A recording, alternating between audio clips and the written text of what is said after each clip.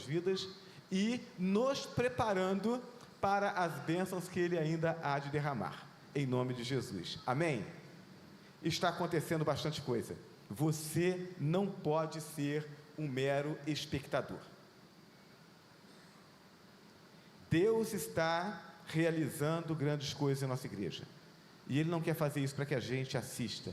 Ele quer fazer isso através de nós. Ele quer fazer isso através de você. Então, fique antenado, coloque-se diante de Deus, diga ao Senhor que você está disposto a servir, e Ele vai usar e abençoar a sua vida, em nome de Jesus. Eu quero convidar você agora a abrir a sua Bíblia, ou a ler a projeção, de Josué capítulo 1, verso 9. Esse texto é um texto bem conhecido, mas a gente louva a Deus porque cada vez que a gente lê, a palavra é a mesma, a interpretação dela é a mesma, mas Deus nos fala dentro da realidade e dos desafios que nós estamos vivendo. Então, por isso, cada vez que a gente lê, Ele nos fala de uma maneira diferente. Eu quero pensar com os irmãos nessa noite, ou nessa manhã, a partir dessa reflexão, no tema, a fórmula da vitória. Se temos tantos desafios, queremos em Cristo sermos vitoriosos em todos eles. E talvez nós encontremos aqui nesse texto uma das principais orientações a respeito de uma caminhada vitoriosa. O texto nos diz assim: não te mandei eu? Esforça-te e tem bom ânimo, não temas nem te espantes, porque o Senhor teu Deus é contigo por onde quer que andares. Amém? Feche seus olhos, vamos orar mais uma vez. Nosso Deus e nosso Pai, nós nos colocamos diante do Senhor agora, depois de já termos entoado cânticos de louvor e adoração ao Senhor, depois de termos estudado a Tua Palavra na escola bíblica, depois de termos consagrado nossos dízimos ao Senhor e compartilhado tudo aquilo que o Senhor já tem feito na vida da Tua igreja e o desejo que temos de sermos cooperadores contigo naquilo que o Senhor ainda há de fazer. Então Te louvamos por tudo isso, e agora, quando lemos a Tua Palavra para refletirmos sobre ela, pedimos ao Senhor, em nome de Jesus, que fale aos nossos corações. Somos carentes da ação do Teu Espírito para interpretar a Tua Palavra aos nossos corações, para nos fazer aplicá-la dentro da realidade que estamos vivendo, para que então possamos, nesse tempo, com as oportunidades que temos, vivermos uma vida que alegre o Teu coração e que glorifique o Teu nome. Então pedimos ao Senhor que fale ao nosso coração nessa manhã. Oramos em nome de Jesus. Amém? Muito bem, meus irmãos, o texto, ele nos dá conta daquele momento logo após a morte de Moisés. Moisés liderou o povo de Israel por 40 anos, levou o povo a atravessar o deserto, foi o porta-voz de Deus para trazer a vontade de Deus e as leis de Deus para o povo, e então, quando chega às portas da terra prometida, Moisés morre. E Josué, então, que já vinha sendo preparado, discipulado por Moisés, Josué, então, agora recebe a responsabilidade de dar continuidade no trabalho que Moisés vinha fazendo, liderar o povo agora para ingressar na terra prometida, para conquistar essa terra que Deus havia prometido ao povo. E Josué, então, agora vai assumir esse lugar, essa tarefa tão difícil que era substituir Moisés. Era uma grande responsabilidade, um grande desafio. A igreja do Senhor vive constantemente a exposição a grandes desafios. Então, quando nós pensamos que temos desafios e que esses desafios são maiores do que a nossa capacidade humana, e eu digo sempre isso, se aquilo que eu tenho como desafio é algo que eu olho e eu digo, bom, pela minha capacidade, pelos meus recursos, pelas minhas habilidades, eu dou conta, então não é desafio. Os desafios da igreja de Cristo são sempre nas dimensões do poder de Deus e não do nosso. São sempre desafios que a gente olha e diz assim, olha, se Deus não mover a mão, a gente não dá conta. Porque é isso que Deus quer que aconteça. Para que na dependência dEle não só vejamos a obra dEle acontecer, mas glorifiquemos o nome dEle por saber que foi Ele quem fez. Então, temos diante de nós grandes desafios. Desafios enquanto igreja. E aí eu parei para pensar, bom, o que enquanto igreja temos de desafio? Nós temos o fortalecimento do trabalho das nossas crianças. E aí eu quero lembrar os irmãos, aqueles que participaram daquele nosso seminário do Ministério Infantil, né, uma tarde inteira aqui na igreja, um momento gostoso. Nós tivemos alguns irmãos que participaram, se mostraram muito desejosos de aprender e de servir no ministério. A gente quer aproveitar esse restante de ano para poder preparar o Ministério Infantil para os desafios que nós temos no próximo ano. Então, as crianças, o número de crianças está crescendo e a gente quer que cresça ainda mais, mas precisamos de cooperadores. Então, se você participou daquele seminário, você já precisa se preparar, né? Ajeita o corpo, se prepara, porque tem trabalho. Se você não participou do seminário, mas você diz assim, olha, mas eu acho que o Ministério Infantil é algo importante, a gente precisa investir nas crianças, eu quero dar minha contribuição. Não sei como, não sei dar aula para criança, não sei contar historinha, mas eu quero ajudar. Eu quero dizer para você que qualquer habilidade que você tenha poderá ser muito útil para o Ministério Infantil. Então, coloque-se à disposição, já comece a orar a Deus. Temos grandes desafios para o Ministério Infantil. Precisamos evangelizar nos prédios e nos condomínios através da implementação dos nossos pequenos grupos multiplicadores. Não tem outro jeito da gente evangelizar essa área em que a igreja está. Então, quando você vai para os bairros, você tem muitas casas. Dá para sair na rua, bater no portão, bater na porta, oferecer um folheto. Aqui não dá. Você vai bater lá no portão do condomínio, o porteiro vai perguntar assim, você vai visitar quem? E aí, se não tiver ninguém te esperando lá que libere a sua entrada, você não entra. Então, como é que evangeliza? A gente evangeliza plantando pequenos grupos dentro dos condomínios. Quem é que mora lá? A gente precisa evangelizar essa pessoa. Se não tem nenhum crente morando lá dentro, precisa evangelizar alguém lá de dentro. E depois que a gente ganha essa pessoa para Jesus, a gente coloca um pequeno grupo na casa dela. E aí, com um pequeno grupo funcionando dentro do condomínio, a gente consegue levar o evangelho a todas aquelas pessoas que estão lá. Com uma grande vantagem, né? Dentro de um condomínio, a pessoa não precisa andar muito para ir na reunião do pequeno grupo. Então, é muito mais fácil de tê-lo nas reuniões. Então, precisamos orar por isso. Também temos o desafio da nossa construção. Irmãos, nós estamos assim na expectativa, né? A prefeitura tem solicitado algumas informações para a gente. Na medida que vai solicitando, a gente vai fornecendo as informações. E a gente está na expectativa agora, mediante as últimas informações que passamos, de que dentro dos próximos dias, Deus assim o permitindo, que a gente tenha a liberação da prefeitura para iniciar nossas obras.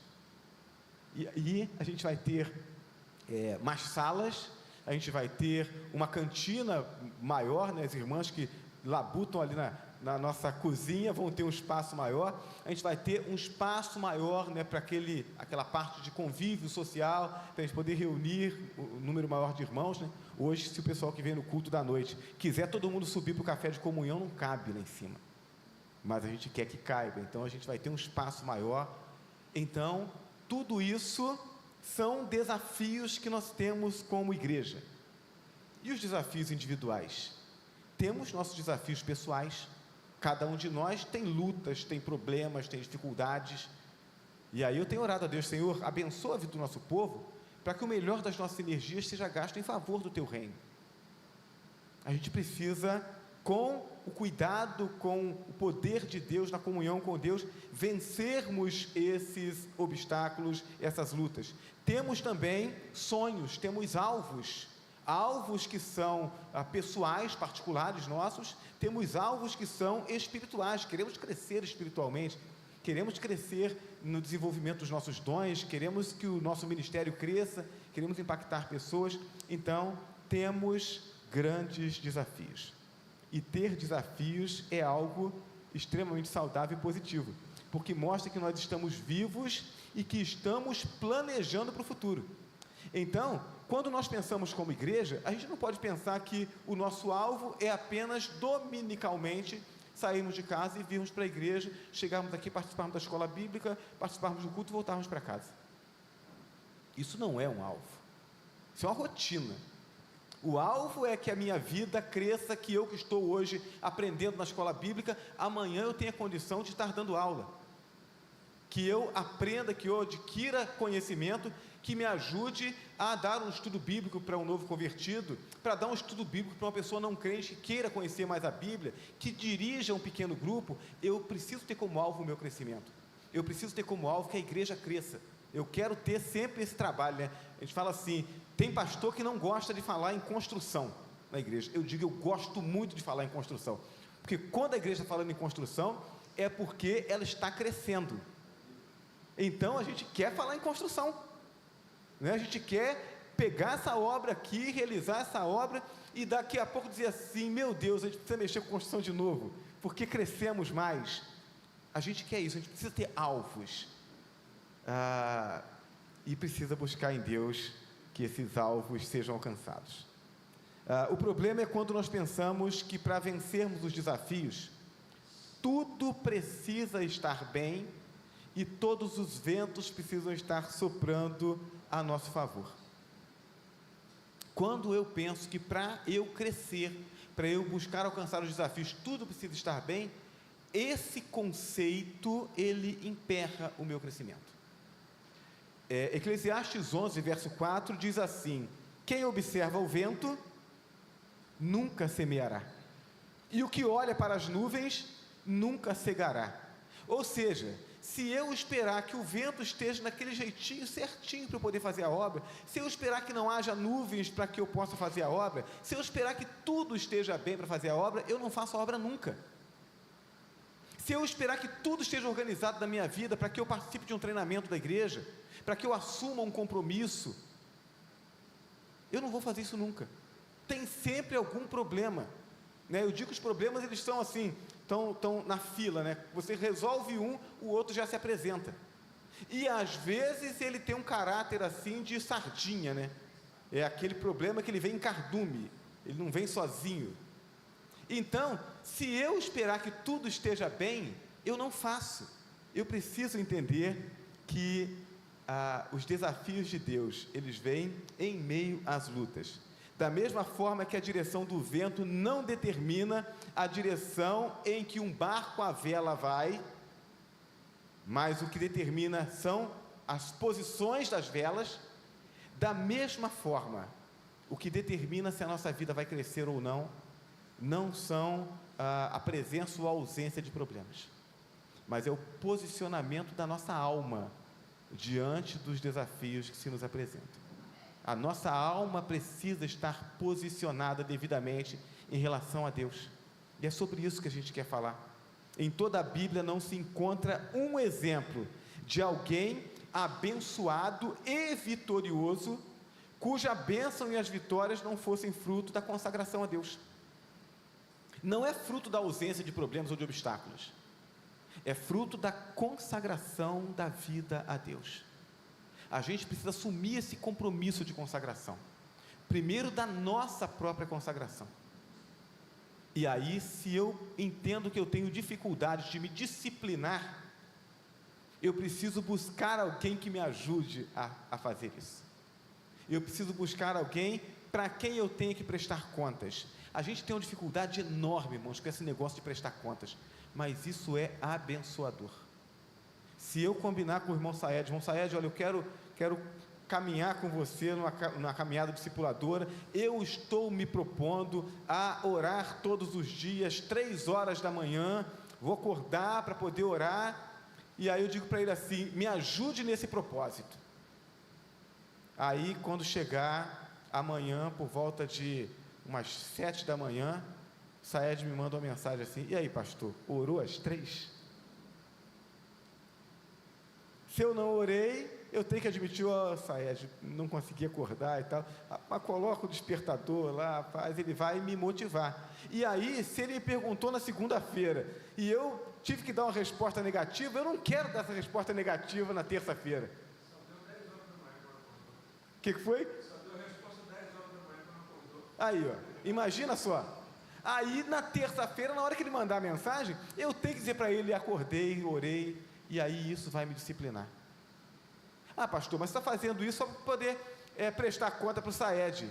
Não importa o que me leve à disciplina, o resultado dela vai se fazer valer. Se eu vou para a academia porque eu gosto, ou porque tem alguém pegando no meu pé, eu vou fazer o exercício e isso vai abençoar a minha saúde. Então, a gente precisa de pessoas que nos ajudem. E eu preciso estar comprometido em ajudar alguém, porque afinal de contas, para que a igreja esteja forte, todos precisam estar fortes. Então, existe de fato uma fórmula para a vida vitoriosa? Certamente que existe. E aí a gente quer pelo menos entender uma parte dessa fórmula a partir desse texto de Josué. Então, se a gente está pensando em uma fórmula de vitória, em primeiro lugar, eu quero dizer que a fórmula da vitória consiste em depender e confiar em Deus. O verso de número 5 de Josué capítulo 1 diz assim: ninguém te poderá resistir todos os dias da tua vida. Como fui com Moisés, assim serei contigo. Não te deixarei, nem te desampararei. A vitória não pode depender da minha força. A vitória precisa depender da minha confiança, da minha dependência de Deus. É Deus quem dá a vitória. Josué já servia a Deus, já gozava das suas bênçãos, mas Deus diz: olha, do jeito que eu fui com Moisés, assim eu serei contigo. Então, Josué, a gente já vem caminhando, já vem cuidando de você, mas Moisés, à frente do povo, eu agia com ele de uma forma especial, por causa do desafio dele. Então, aquilo que você viu sendo realizado na vida de Moisés e através da vida de Moisés, eu estou dizendo para você que eu vou realizar através da sua vida. Você pode confiar. O desafio é de uma entrega maior, de um compromisso maior. Eu não experimentarei algo maior da parte de Deus continuando a fazer apenas aquilo que eu estou fazendo. Quando eu assumi um compromisso com Cristo, eu experimentei algo inédito da parte de Deus na minha vida. Quando eu assumi o compromisso de abraçar o ministério do ensino na igreja, eu experimentei algo inédito da parte de Deus no exercício desse ministério. Quando eu aceitei de Deus o comissionamento para o ministério pastoral, eu experimentei algo inédito da parte de Deus. E cada novo desafio apresentado por Deus que eu abracei, eu conheci algo novo da parte de Deus. Deus quer nos revelar algo novo, mas a gente precisa dar os passos. É preciso assumir um compromisso maior. Substituir Moisés não era tarefa fácil, mas havia uma promessa: a ajuda e a companhia de Deus. Deus não mudou. Em Mateus capítulo 8, versos 19 e 20, nós temos ali a grande comissão. Jesus diz, aliás, a partir do verso 18, ele diz: foi-me dado todo o poder no céu e na terra. Portanto, vão e façam discípulos de todas as nações, batizando-os em nome do Pai, do Filho e do Espírito Santo, ensinando-os a guardar tudo que eu vos tenho ordenado.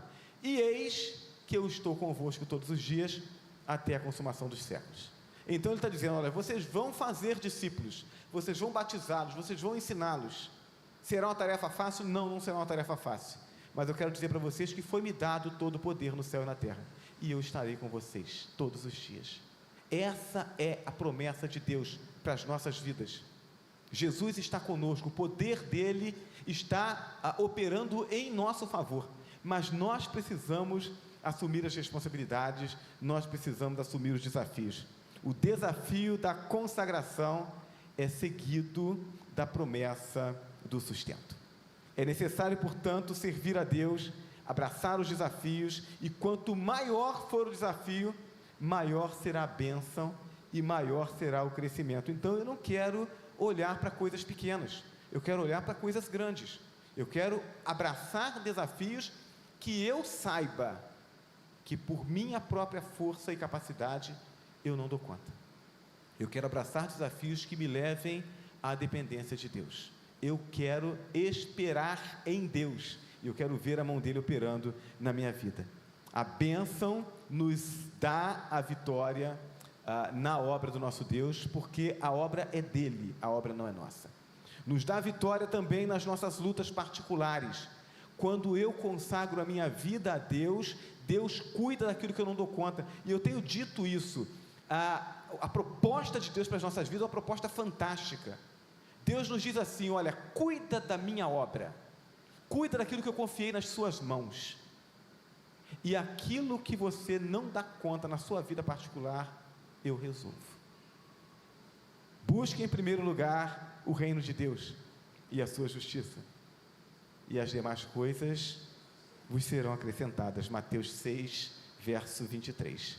Então, o primeiro elemento dessa fórmula da vitória é a dependência e a confiança em Deus. Qual é o segundo elemento? O segundo elemento consiste em um esforço contínuo.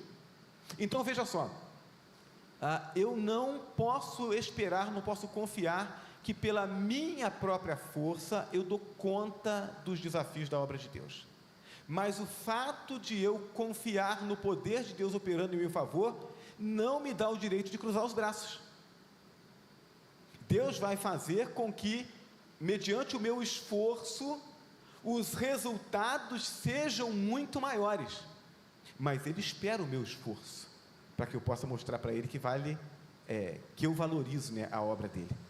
Versos 6 e 7 de Josué capítulo 1, o 7, apenas a primeira parte dele, o texto diz assim: esforça-te e tem bom ânimo, porque tu farás a este povo herdar a terra que jurei a seus pais lhes daria. Tão somente esforça-te e tem muito bom ânimo, para teres o cuidado de fazer conforme a toda a lei que meu servo Moisés te ordenou. A palavra em destaque é a palavra esforça-te. Faça o seu melhor. O poder de Deus não faz a obra por nós. O poder de Deus faz a obra através de nós. Foi assim que Deus determinou que a obra dele aconteceria. Ele usa a vida dos seus filhos para poder realizar a obra dele, porque quando ele faz assim, ele faz com que a obra dele aconteça, mas ele promove o nosso crescimento, o nosso amadurecimento. A gente experimenta essa caminhada com Deus. Então Deus não nos chama porque precisa de nós, Deus nos chama para que nós possamos ver aquilo que Ele está fazendo, para que a gente participe com Ele e a gente cresça.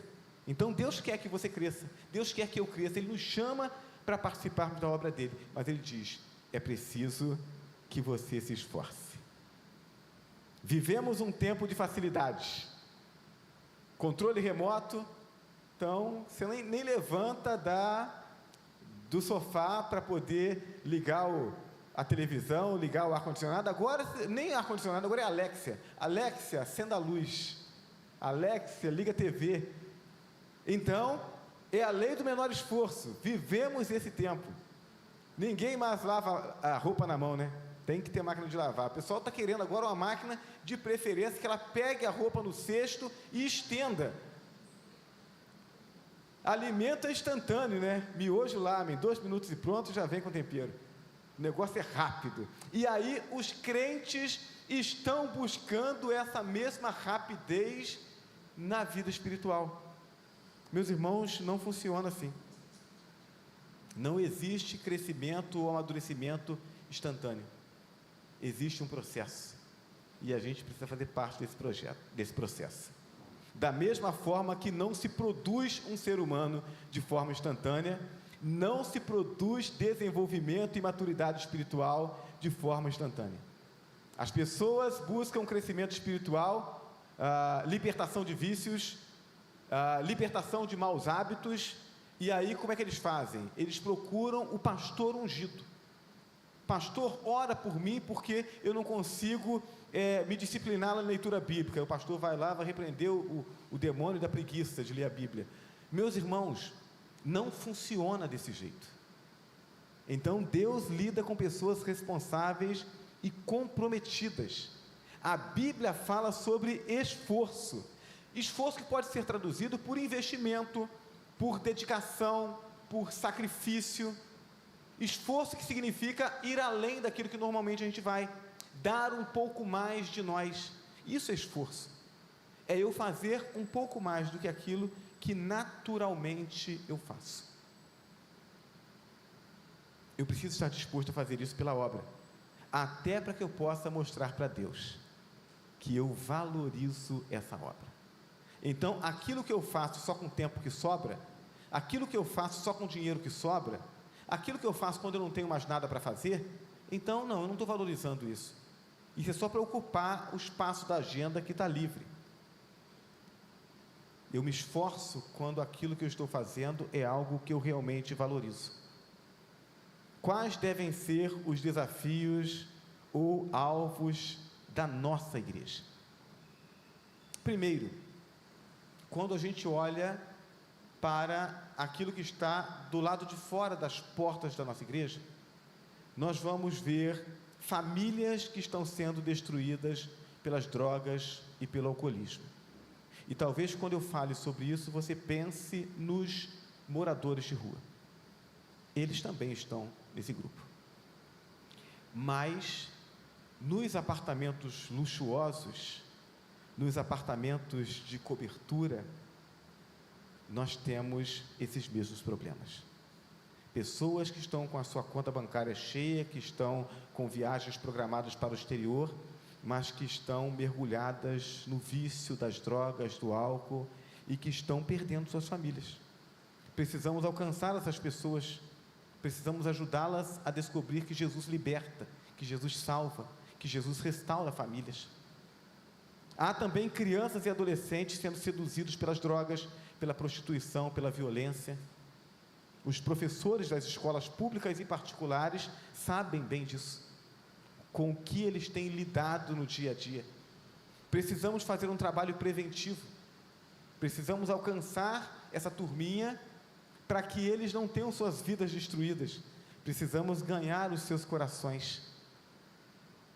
Um dos desafios que eu tenho para os nossos adolescentes, depois de ter lido o livro do pastor Sammy Tipt, Discipular, Evangelismo Discipulado na Era Digital, é de ajudá-los a fazer bom uso das suas redes sociais. Mas isso não é só para eles, não.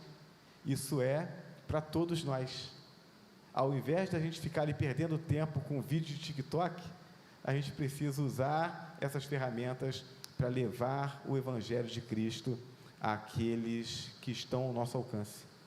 E a turminha que mais usa isso são os jovens e adolescentes. Então precisamos fazer bom uso disso, precisamos alcançá-los. Temos ainda outros desafios, O dado estatístico mais recente que eu consegui, eu dei uma pesquisada rápida, mas tem gente que caminha melhor com essas ferramentas da internet do que eu. Mas os dados mais recentes que eu tive de Juiz de Fora revelam que nós somos cerca de 22% de evangélicos e protestantes na cidade de Juiz de Fora. 22% já é um número pequeno. Mas dentro desses 22% nós temos as seitas e nós temos os movimentos neopentecostais, que na verdade não pregam o evangelho da salvação, prega o evangelho da prosperidade, o evangelho da troca, da barganha. Então talvez eliminando esses dois grupos, nós cheguemos no máximo a 15% de igrejas que estão realmente comprometidas com o evangelho. E aí, se a gente pensar que dentro das igrejas realmente comprometidas com o evangelho, nós temos um monte de gente que não está comprometida e que está na igreja, quantos são realmente os crentes comprometidos em levar a obra de Deus adiante? Então, isso também é um desafio. Precisamos, por todos os meios possíveis, levarmos a palavra de salvação à população de Juiz de Fora. Isso é responsabilidade nossa, enquanto Igreja Batista no Grâmber, igreja da cidade de Juiz de Fora. Mas a verdade é que nada disso será realizado sem que façamos um esforço. Já tem um monte de coisa na sua agenda, já tem uma rotina para o seu dia, você já sabe exatamente como será a sua semana. Se você não tiver a disposição de fazer o esforço para remover alguma coisa da sua agenda, para se dedicar mais à obra, se você não estiver disposto a fazer o esforço de dedicar um pouco mais tempo, de ir um pouco mais tarde, de visitar alguém, se você não estiver disposto a fazer esforço, a obra de Deus não vai acontecer. Nada disso se fará enquanto estivermos vindo aos cultos esporadicamente e vivendo a semana relaxadamente. Enquanto eu estiver vivendo dessa forma, nada muda. Enquanto os nossos caprichos pessoais forem mais importantes do que o reino de Deus, nada muda. Enquanto dermos a Deus apenas as sobras, nada muda. Meus irmãos, Deus não tem um outro plano. O plano de Deus consiste em aquele que é alcançado pelo Evangelho, que descobre como Deus é bom, que aprofunda o seu relacionamento com Ele e sente essa alegria crescendo no coração dia a dia. O plano de Deus é que essa pessoa conte para os outros como é bom caminhar com Deus. E na medida em que essas pessoas demonstram interesse, ajude essas pessoas a terem um encontro com Jesus, a crescerem na graça e no conhecimento dEle. Deus não tem outro plano. O plano dEle para que outras pessoas sejam salvas é o seu crescimento, o seu amadurecimento, o seu comprometimento com a evangelização e com o discipulado. É isso o que Deus espera.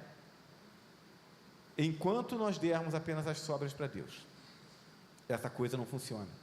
Sem esforço não vamos ultrapassar o limite da mediocridade para vivermos uma vida abundante que Cristo nos oferece e que é a única que satisfaz. Então, todos nós vivemos altos e baixos na nossa caminhada espiritual, né? É como aquele carro que não tem freio, né? E aí você vai na ladeira, você vai acelerando, aí uma hora você dá uma cochilada e o carro morreu, o motor. Não tem freio, o que acontece? Ele volta para trás. Aí desce de novo, você tem que pegar, liga de novo, engata a marcha, vai. Então, em algum momento, a gente se encontra em baixa. Mas a gente não pode se conformar com isso. Eu não admito para mim me conformar em viver uma vida comum, se eu sirvo a um Deus que é um Deus de milagres. Eu não admito viver uma vida comum, se Deus me chamou para viver uma vida incomum, uma vida com Ele. Então a gente precisa se permitir conduzir por Deus na direção daquilo que Ele quer para as nossas vidas. E isso não acontecerá sem esforço, não acontecerá sem dedicação. Assim diz um pensador: na verdade, todos morrem, mas nem todos vivem. Morrer, todos nós vamos morrer, mas estamos vivendo. Em Cristo temos vida, mas precisamos vivê-la. Efésios capítulo 5, verso 14, o texto é dirigido aos crentes, e ele diz assim: por isso é que foi dito, desperta, ó tu que dormes, levanta-te dentre os mortos, e Cristo resplandecerá em ti. Então, tem gente que está vivo, mas está deitado no meio dos mortos. A gente precisa levantar. Em Cristo temos vitória, mas não sem esforço. Em terceiro e último lugar, a receita da vitória, o caminho da vitória, uma vida de vitória, ela consiste na disciplina da leitura e prática da palavra. Ninguém crescerá espiritualmente, ninguém realizará grandes coisas para o reino de Deus se não estiver disciplinado em ler a Bíblia e em praticar aquilo que nela está.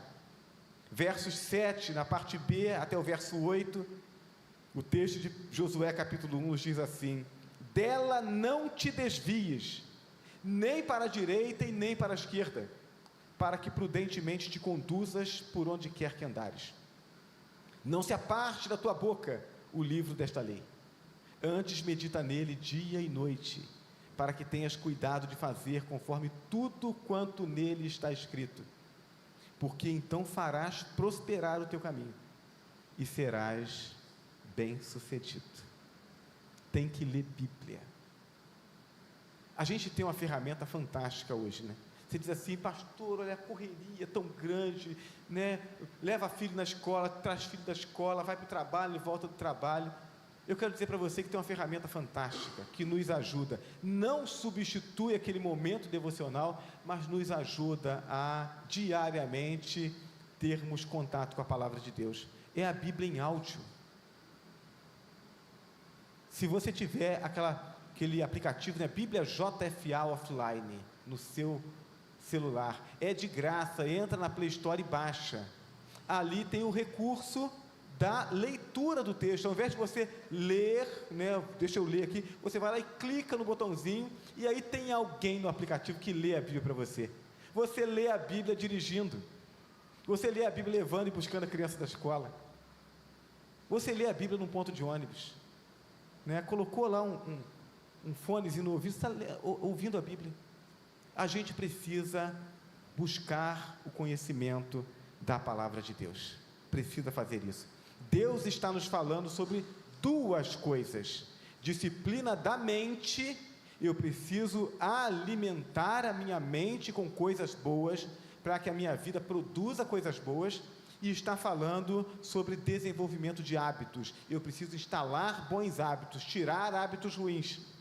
Aquele que crê em Jesus tem sua natureza transformada, que pode se desenvolver rumo à perfeição. Antes eu não podia, estava morto não cresce, mas em Cristo eu estou vivo, e quem está vivo cresce, se desenvolve. Então nós temos uma natureza que pode crescer, que pode se desenvolver, mas o desenvolvimento exige disciplina. Se eu ficar de braço cruzado, não vou crescer.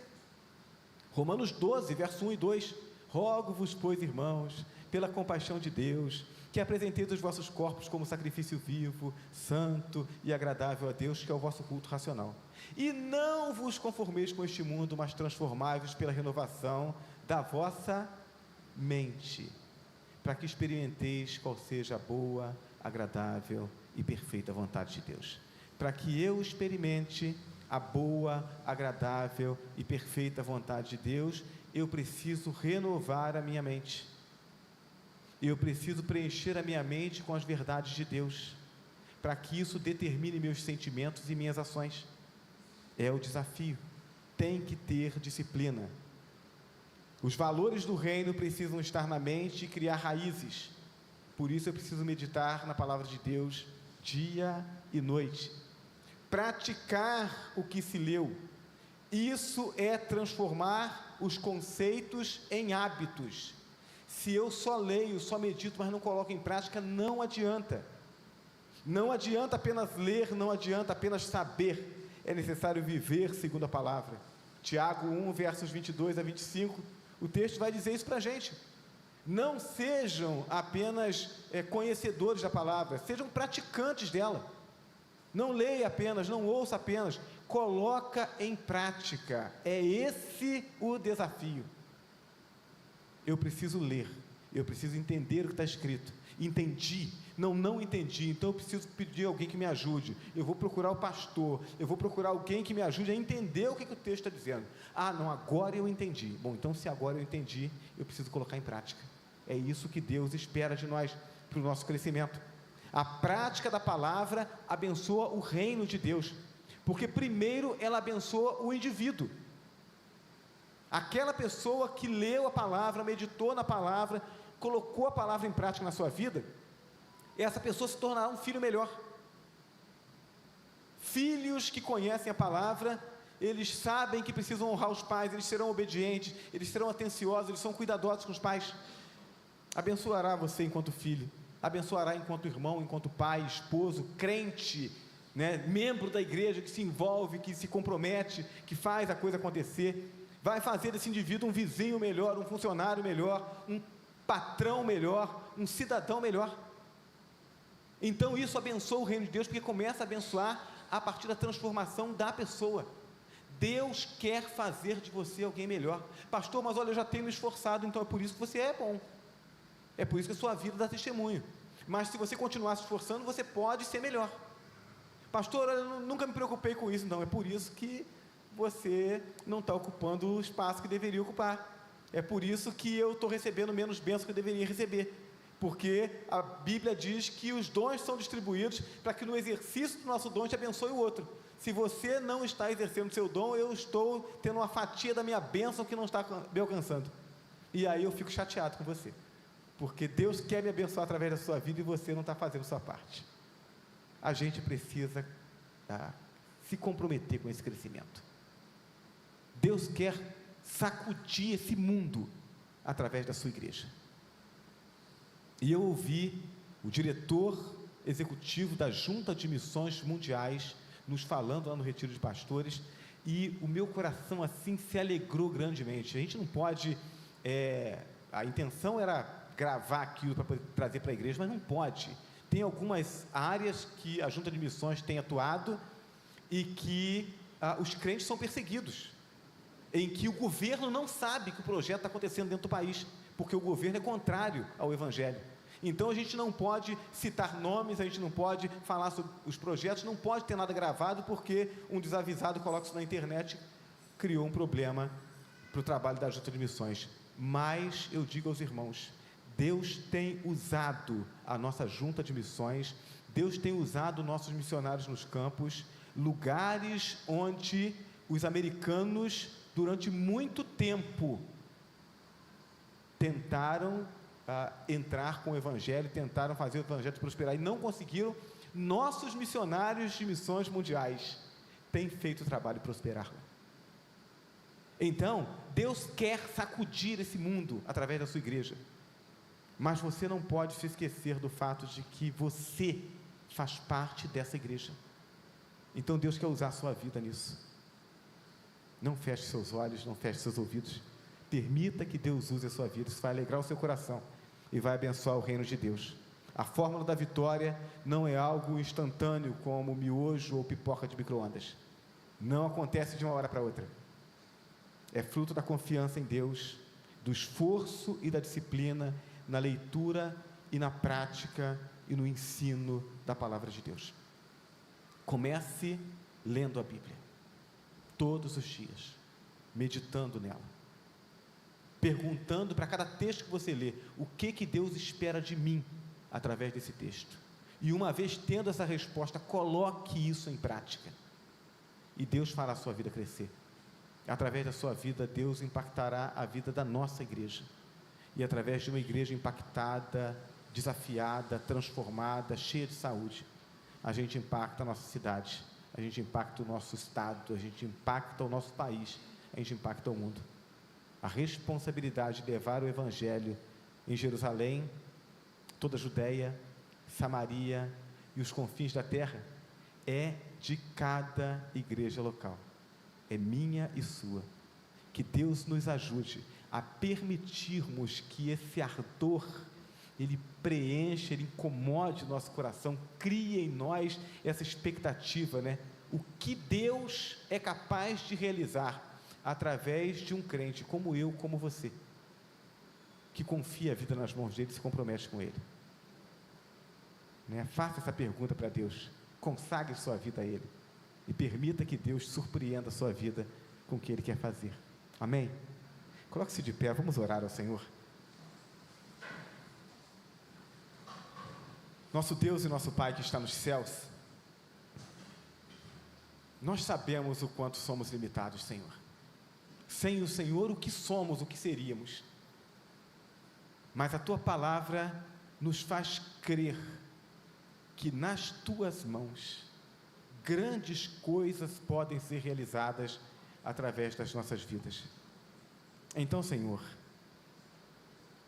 a nossa vida é curta demais, eu não quero perder tempo. Eu não quero chegar ao final da minha vida pensando que eu poderia experimentar algo maior nessa caminhada com o Senhor do que experimentei, e que não experimentei por não ter sido disciplinado. Eu não quero isso, Senhor. Eu quero viver tudo aquilo que é possível para a minha vida viver na comunhão e na dependência do Senhor. Produza esse desejo nos nossos corações. E ajuda-nos a disciplinarmos a nossa vida, a fazermos aquilo que está nas nossas mãos. E então, esperarmos com essa santa expectativa daquilo que o Senhor fará através das nossas vidas para a glória do Teu nome. Santifica-nos, Senhor, e conduza-nos às grandes realizações para a glória do Teu nome. É a oração que nós fazemos em nome de Jesus. Amém? Nós vamos adorar o Senhor com mais um cântico.